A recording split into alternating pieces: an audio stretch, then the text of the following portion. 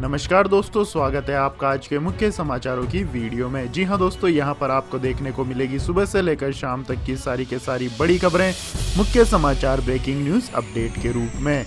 तो दोस्तों, आपसे रिक्वेस्ट है इस वीडियो को ज़्यादा से ज़्यादा लाइक और शेयर करें।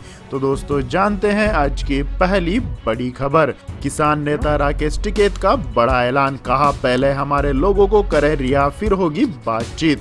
जी हां दोस्तों, भारतीय किसान यूनियन के राष्ट्रीय प्रवक्ता राकेश टिकैत का इमोशनल वीडियो वायरल होने के बाद किसान आंदोलन वापस जोर पकड़ने लगा है। एक बार फिर बड़ी संख्या में किसान दिल्ली की सीमाओं पर जमा हो गए हैं और कृषि कानूनों के खिलाफ प्रदर्शन कर रहे हैं। इसी बीच रविवार को सामने आया राकेश टिकैत का नया बयान सुर्खियां बटोर रहा है।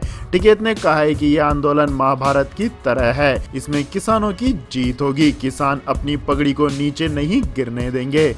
सरकार भले ही बातचीत की बात कह रही हो, लेकिन जब तक हमारे जेल में बंद लोग रिहा नहीं होते हैं, बातचीत नहीं होगी। हम प्रधानमंत्री नरेंद्र मोदी की पहल का समर्थन करते हैं। हम पीएम मोदी की बातों का मान और किसान की पगड़ी का भी सम्मान रखना जानते हैं। बातचीत जरूर होगी, लेकिन किसान भाइयों की रिहाई के बाद। इसके बाद दोस्तों, जान लेते हैं अगली बड़ी खबर। पंजाब के मुख्यमंत्री कैप्टन अमरिंदर सिंह ने बुलाई सर्वदलीय बैठक, किसान आंदोलन पर करेंगे चर्चा। जी हां दोस्तों, किसान आंदोलन की वजह से पंजाब में हालात तनावपूर्ण बने हुए हैं। पंजाब के किसान बढ़ चढ़कर दिल्ली बॉर्डर पर चल रहे आंदोलन में शामिल है। ऐसे में पंजाब के मुख्यमंत्री कैप्टन अमरिंदर सिंह ने राज्य में हालात की समीक्षा करने के लिए सर्वदलीय बैठक बुलाने का फैसला किया है। सीएम कैप्टन अमरिंदर सिंह ने कहा है कि उन्होंने 2 फरवरी को सभी पार्टियों की बैठक का आह्वान किया है। इस मीटिंग में किसान आंदोलन की वजह से बने ताजा हालात पर चर्चा की जाएगी। इससे पहले पंजाब के मुख्यमंत्री अमरिंदर सिंह ने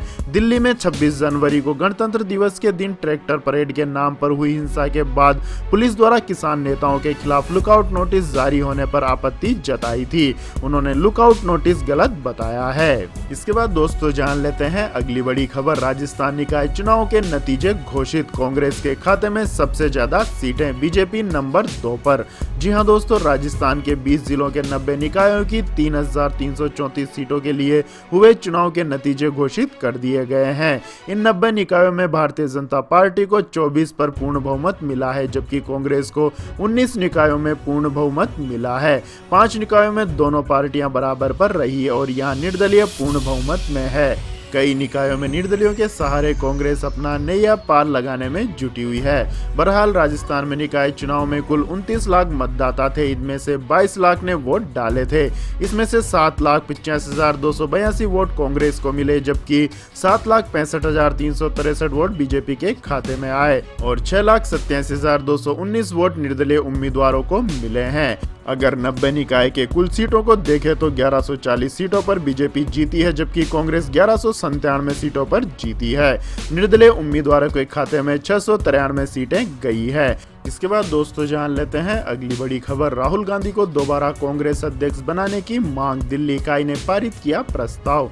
जी हां दोस्तों, कांग्रेस की दिल्ली इकाई ने रविवार को प्रस्तावित पारित कर राहुल गांधी को तुरंत प्रभाव से पार्टी का दोबारा अध्यक्ष बनाने की मांग की है।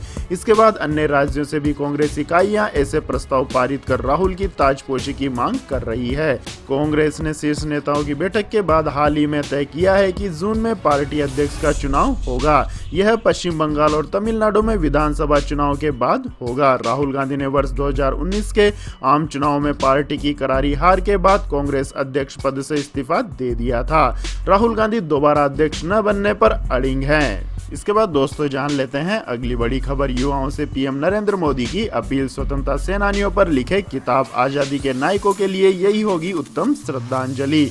जी हां दोस्तों, प्रधानमंत्री नरेंद्र मोदी ने रविवार को मन की बात कार्यक्रम में स्वतंत्रता सेनानी नेताजी सुभाष चंद्र बोस के जन्म दिवस को पराक्रम दिवस के तौर पर मनाए जाने और रिपब्लिक डे की शानदार परेड का जिक्र किया। इसी बीच उन्होंने देश के सभी युवाओं से स्वतंत्रता सेनानियों पर किताबें लिखने का भी आग्रह किया है, ताकि उनकी कहानियों और लंबा संघर्ष लोगों के बीच हमेशा जीवंत बना रहे।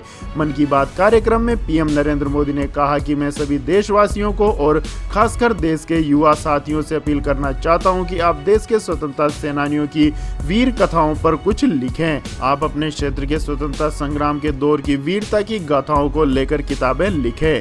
अब जबकि भारत अपनी आजादी के 75वें वर्ष मनाएगा तो आपका लेखन आजादी के नायकों के प्रति उत्तम श्रद्धांजलि होगी।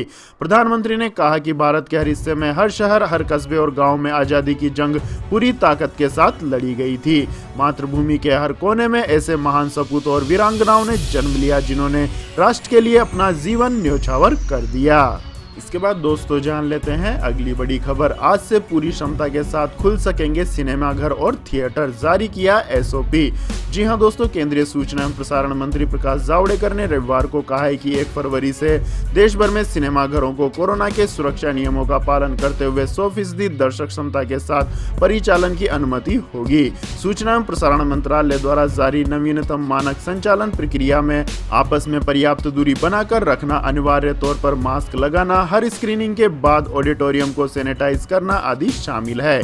जावड़ेकर ने एसओपी जारी करते हुए कहा है कि भीड़भाड़ से बचने के लिए टिकटों की ऑनलाइन बुकिंग और अलग अलग समय पर शो के आयोजन को बढ़ावा दिया जाएगा। कुछ दिन पहले ही गृह मंत्रालय ने सिनेमाघरों व थिएटरों को 1 फरवरी से कोरोना के नए नियमों का पालन करते हुए अधिक लोगों के साथ परिचालन की अनुमति दी थी। इसके बाद दोस्तों रुक करते हैं अगली खबर का। बिहार छोड़ बंगाल की ओर दौड़े तेजस्वी यादव, बीजेपी के खिलाफ ममता बनर्जी से मिलाएंगे हाथ।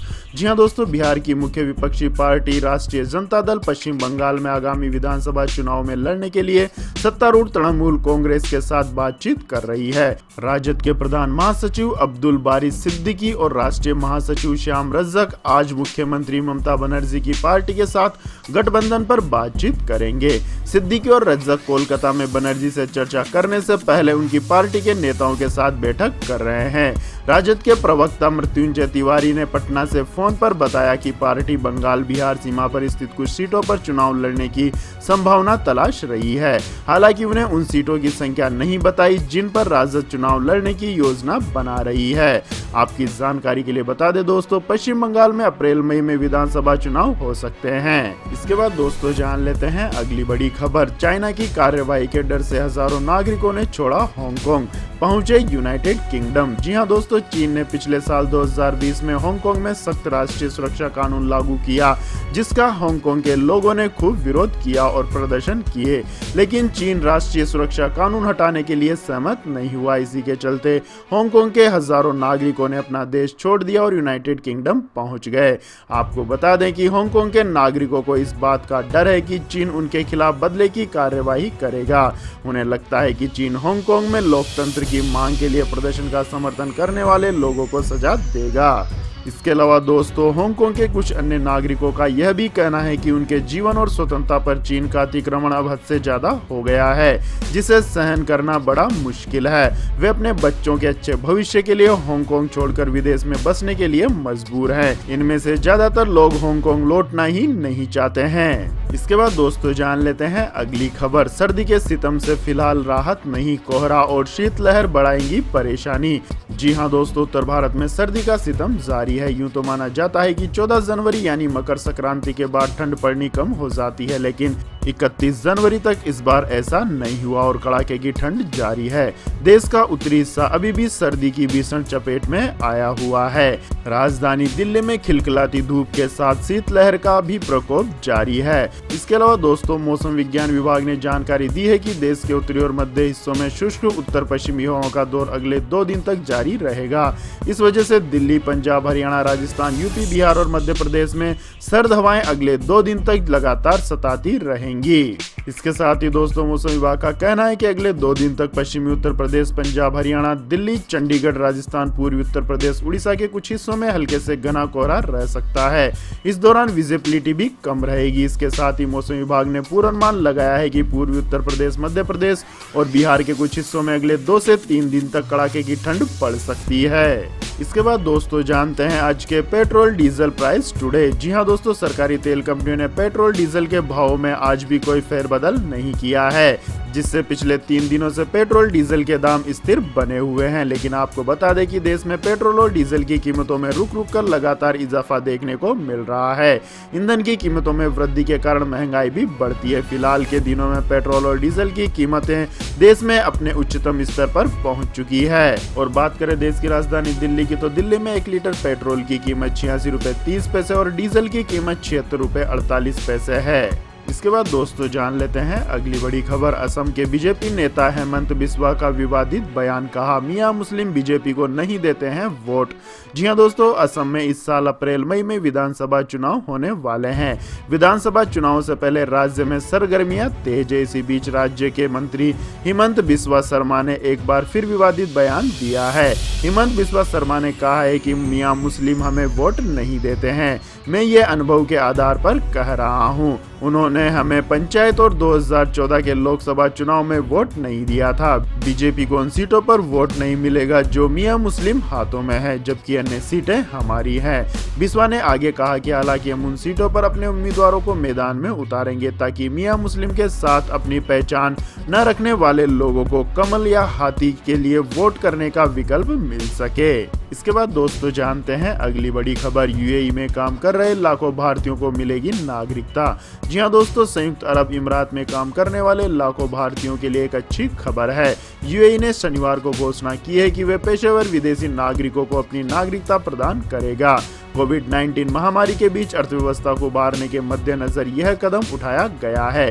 खास बात यह है कि नागरिकता न सिर्फ यहाँ काम करने वाले लोगों को बल्कि उनके परिवार वालों को भी दी जाएगी। दुबई के शासक देश के प्रधानमंत्री और उपराष्ट्रपति शेख मोहम्मद बिन अल मखतूम ने यह घोषणा करते हुए कहा है कि कलाकारों, लेखकों, डॉक्टरों, इंजीनियर और वैज्ञानिकों के साथ साथ उनके परिवार भी नागरिकता के लिए आवेदन कर सकते हैं। यूएई का नागरिक बनने के बाद भी वे अपनी पुरानी नागरिकता बरकरार रख सकते हैं।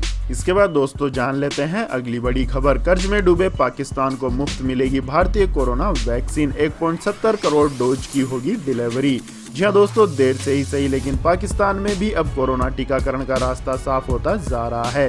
पाकिस्तान की इमरान सरकार अभी तक कोरोना टीके का एक भी डोज खरीद तो नहीं पाई है, लेकिन चीन ने उसे 5 लाख डोज मुफ्त में दी है, जिसे लाने के लिए पाकिस्तान से विमान भेजा गया है। चीनी डोज के पहुंचने से पहले पाकिस्तान उस समय गदगद हो गया जब उसके लिए 1.70 करोड़ भारतीय टीके मुफ्त मिलने का रास्ता साफ हो गया। उसे कोवैक्स प्रोग्राम के तहत ये खैरात मिलने जा रही है।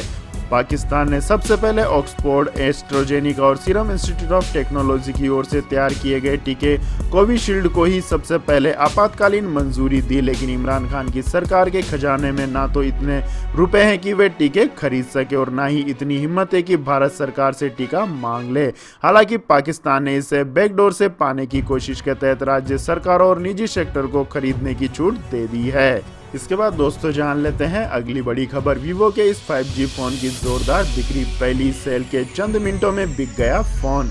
जी हां दोस्तों, चीनी स्मार्टफोन कंपनी वीवो ने चीन में हाल ही में अपने flagship 5G smartphone Vivo X60 Pro Plus को लॉन्च किया था। फोन की पहली सेल 23 जनवरी को आयोजित हुई। इस दौरान फोन को लेकर जबरदस्त क्रेज देखने को मिला। Vivo X60 Pro Plus smartphone पहली सेल में ही चंद मिनटों में आउट ऑफ सेल हो गया। रिपोर्ट के मुताबिक बीते साल launch Vivo X50 Pro Plus smartphone launch हुआ था।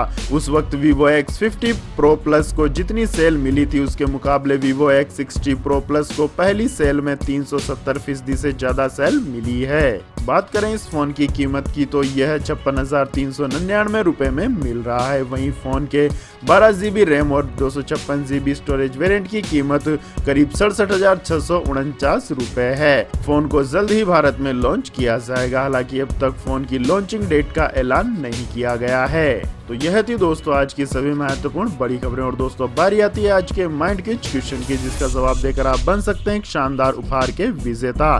तो दोस्तों आज का सवाल है, प्रधानमंत्री नरेंद्र मोदी कौन सी लोकसभा सीट से जीत कर आए हैं? जी हाँ दोस्तों, अगर आपको इस सवाल का जवाब आता है तो तुरंत कमेंट सेक्शन में लिख दीजिए। इस वीडियो को लाइक कीजिए, शेयर कीजिए और हमारे चैनल को सब्सक्राइब करके बेल आइकन का बटन भी दबा लें। धन्यवाद। जय हिंद, जय भारत, वंदे मातरम।